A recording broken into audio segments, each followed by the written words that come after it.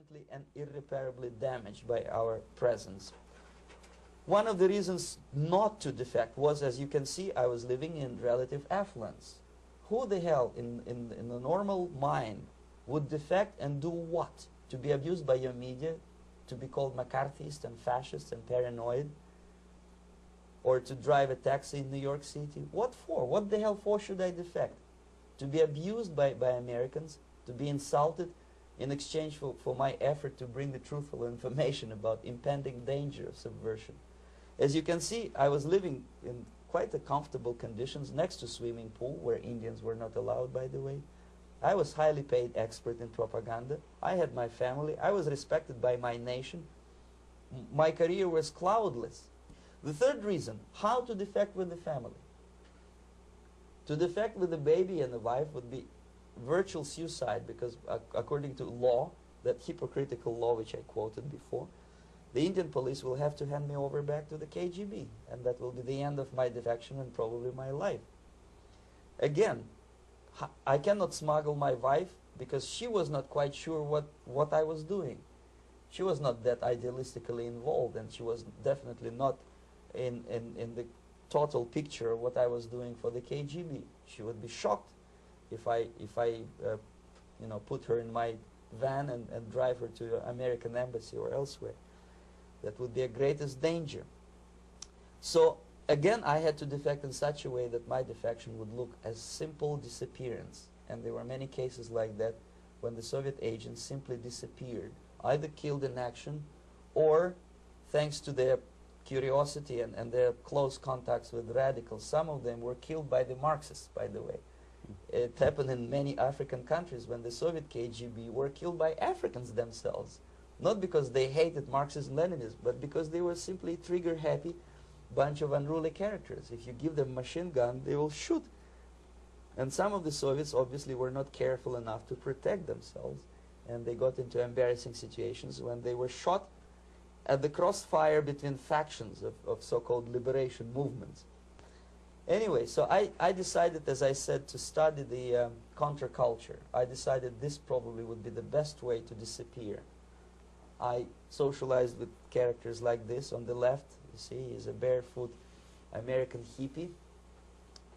It took me quite a long time to study exactly what they were doing and how to mix with them. But eventually I did it. Most of Indian newspapers carried my picture and promise of 2,000 rupees for information about my whereabouts. But they were looking for the wrong person, because they obviously tried to stop a young Soviet diplomat in white shirt and tie, and this is how I looked at the time of defection. Nobody could possibly think that a Soviet diplomat would be as crazy as to join a bunch of hippies. That's you. Yes, travel India and smoke hash. So I made it literally almost like a Hollywood-style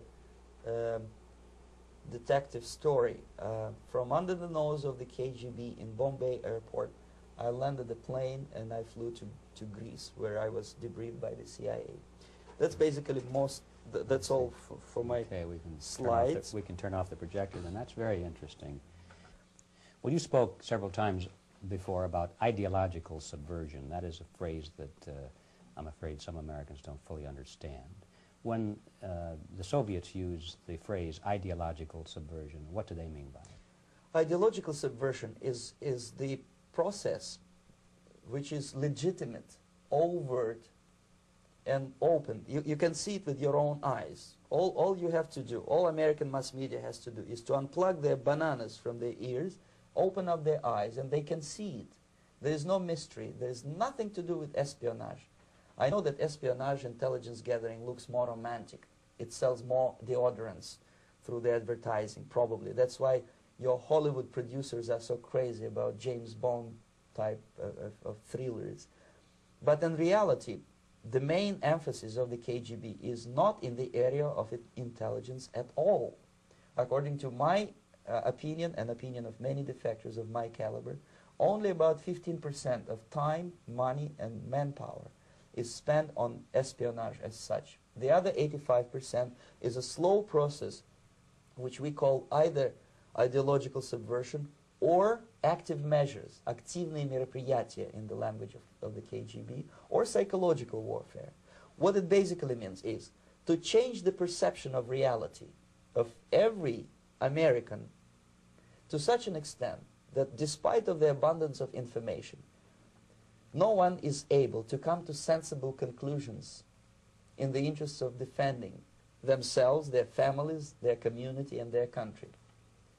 It's a great brainwashing process which goes very slow, and it's divided in 4 basic stages. The first one being demoralization. It takes from 15 to 20 years to demoralize a nation. Why that many years? Because this is the minimum number of years which requires to educate 1 generation of students in the country of your enemy, exposed to the ideology of the enemy. In other words, Marxism-Leninism ideology is being pumped into the soft heads of at least 3 generations of American students without being challenged or counterbalanced by the basic values of Americanism, American patriotism. The result you can see. Most of the people who graduated in the 60s, dropouts or half-baked intellectuals, are now occupying the positions of power in the government, civil service, business, mass media, educational system. You are stuck with them. You cannot get rid of them. They are contaminated. They are programmed to think and react to certain stimuli in a certain pattern. You cannot change their mind, even if you expose them to authentic information, even if you prove that white is white and black is black, you still cannot change the basic perception and the logic of behavior. In other words, these people, the process of demoralization is complete and irreversible.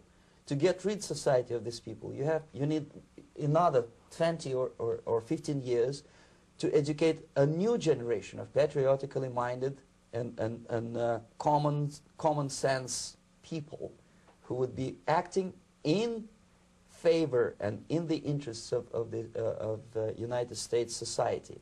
And yet these people who've been programmed and, as you say, in place and Yes. who are favorable to an opening with the Soviet concept, these are the very people who would be marked for extermination in this country? Most of them, yes.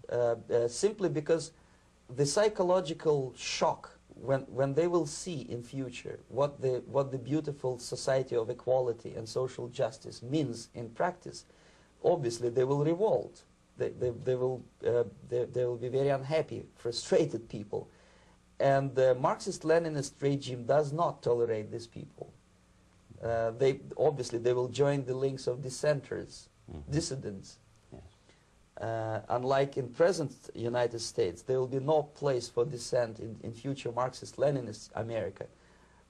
Here you can get popular like Daniel Ellsberg and filthy rich like Jane Fonda for being dissident, for criticizing your Pentagon. In future, these people will be simply squashed like cockroaches. Nobody is going to pay them nothing for their beautiful, noble ideas of equality. This they don't understand, and it will be a greatest shock for them, of course. The demoralization process in the United States is basically completed already. For the last 25 years. Actually, it's overfulfilled because demoralization now reaches such areas where previously not even Comrade Andropov and all his experts would even dream of such a tremendous success. Most of it is done by Americans to Americans, thanks to lack of moral standards. As I mentioned before, exposure to true information does not matter anymore. A person who was demoralized is unable to assess true information. The facts tell nothing to him. Even if I shower him with information, with authentic proof, with documents, with pictures, even if I take him by force to the Soviet Union and show him concentration camp, he will refuse to believe it until he is going to receive a kick in his fat bottom. When a military boot crashes his, then he will understand, but not before that. That's the tragic of the situation of demoralization.